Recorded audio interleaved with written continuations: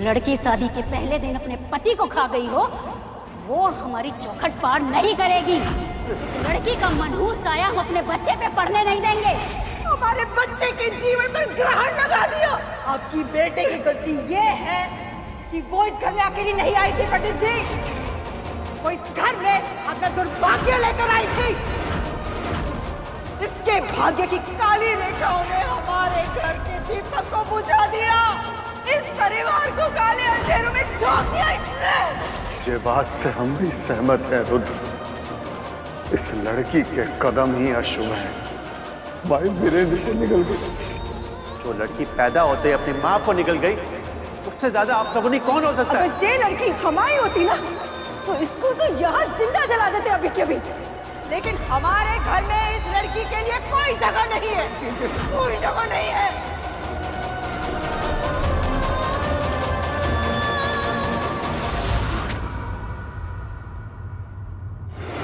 ये अम्मा ने ना बड़े की शादी करवाने में बहुत बड़ी गलती कर दी,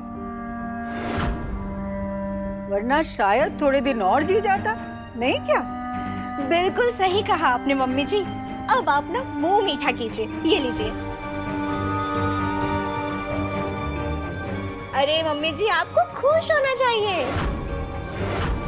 क्योंकि बड़े भैया जाते जाते आपके सपनों की चाबी ना आपको थमा गए। आए हाय, अब बस रुद्र का पत्ता काटना है, उसके बाद सब कुछ हमारा। ये बात अब ना अम्मा और अवनेंद्र महाराज भगवान के पास जाके चाहे रुद्र की लंबी आयु भी मांग लाए ना, तेरी अम्मा ना छोटे को ज्यादा दिन जिंदा रहने नहीं देगी। वो तो ठीक है मम्मी जी, लेकिन भैया जी के जाने के बाद जो गौरी इस घर पर चौकड़ी मारकर बैठी है ना, भैया जी की विधवा होने के नाते वो भी तो इस घर में अपना हक मांगेगी। और वो कब तक यहाँ रहेगी? हाँ, हमने उसकी इतनी बेइज्जती की है ना, अंदर से पूरी तरह टूट चुकी है। और टूटी हुई चीजें ना घर से बाहर फेंक दी जाती हैं। अब तो बस ये उषा के मन में गौरी के लिए जो नफरत की चिंगारी जली है ना, उसे हवा दे के आग बनाना है। उसके बाद तो बस उषा की नफरत ही जे पंडित की बेटी को जला के राख कर देगी।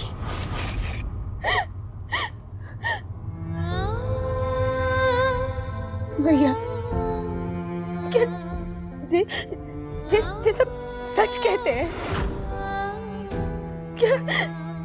क्या हमारे दुर्भाग्य ने हमारे पति की जान ले ली? नहीं जी,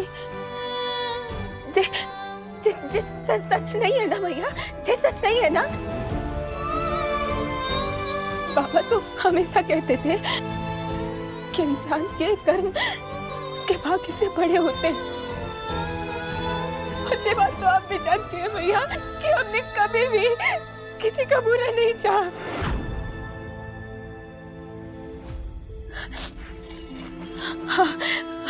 हमने ये रिश्ता अपने भाई कानू की जान बचाने के लिए किया था, लेकिन अपने आप को वीरेंद्र जी की जिंदगी, उनकी पसंद नापसंद, उसके हिसाब से खुद को डालने का फैसला लेने के बाद हम इस घर में आए थे।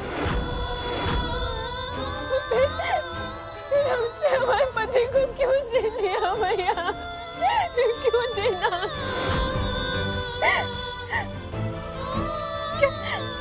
क्या हम इस घर में अपने ससुराल वालों पर बोझ बन के ही रहेंगे भैया? अब हमारा क्या होगा? हम कहाँ जाएंगे?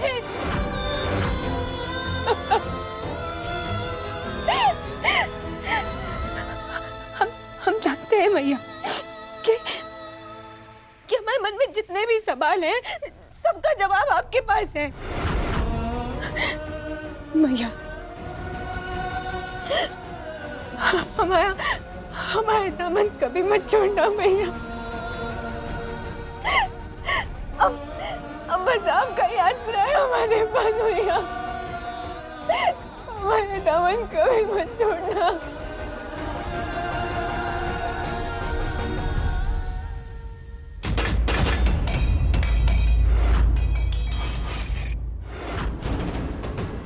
मम्मी कौन सा भूकंप आ गया? अरे तुम्हें जरा सी भी शर्म नहीं आती? हाँ, हमारा बड़ा ना तुम्हें चाची नहीं अपनी माँ का दर्जा देता था, और तुम जे नींबू पानी लेकर उसके पास जा रही हो, जिसकी वजह से बड़ा हम सबको छोड़ के चला गया। अभी हमारे बड़े की चिता की आग भी ठंडी नहीं हुई है और तुम उस हत्यारन की सेवा में लग गई।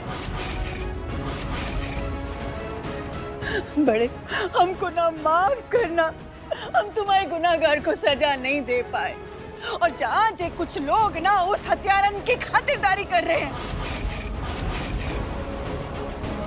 अगर हमारा बस चलता ना तो हम तो उसे धक्के मार के कब को बाहर कर देते घर से। लेकिन तुमको तो पता है ना तुम्हारी जे बुआ कितनी लाचार है। जीजी, जो कुछ भी हुआ उसमें उस बेचारी का क्या दोष है? वो तो खुद ही जिंदा लाश बन चुकी है। हमसे उसकी बस हालत नहीं देखी जा रही थी, इसलिए हम नींबू पानी ले जा रहे थे। तुम्हारे कहने का मतलब है कि वो जिंदा भी है बेचारी और लाश भी। हमको नहीं पता था कि तुम इतनी बेवकूफ निकलोगी सरोज। अरे ये सब नाटक है इतने बड़े घर से माल लेटने के लिए। हमारी हवेली में उसको कमजोरी लगती है, अपने 2 कमरे के घर में तो उसे कभी कमजोरी नहीं लगी। हमारी ना